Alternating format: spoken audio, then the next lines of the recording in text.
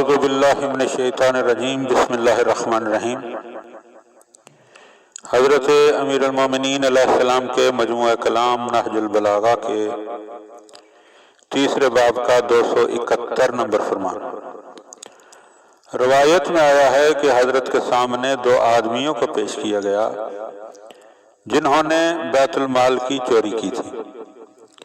ایک تو ان میں غلام اور بیت المال کی ملکیت تھا، اور دوسرا لوگوں میں سے کسی کی ملکیت میں تھا۔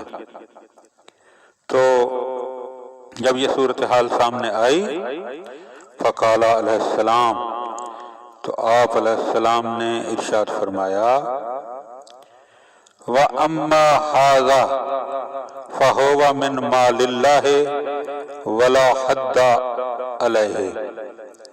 اب نے فرمایا یہ جو بیت المال کا غلام ہے اس پر کوئی حد جاری نہیں ہو سکتی، اور اس کی وجہ آپ نے یہ بتائی مال اللہ اکل بعضہ بعضا، کہ اللہ کے مال نے اللہ ہی کے مال کو کھا لیا ہے۔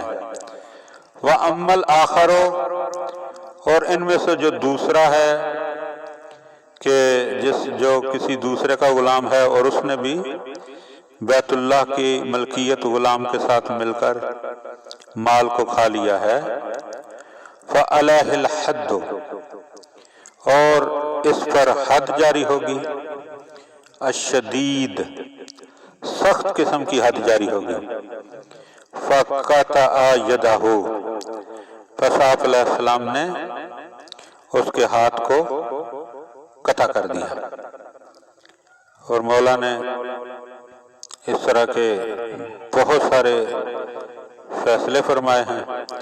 خدا بند عالم ہمیں ان امور کی طرف توجہ کرنے، انہیں سننے، سمجھنے اور پھر عمل کرنے کی توفیق عطا فرمائے۔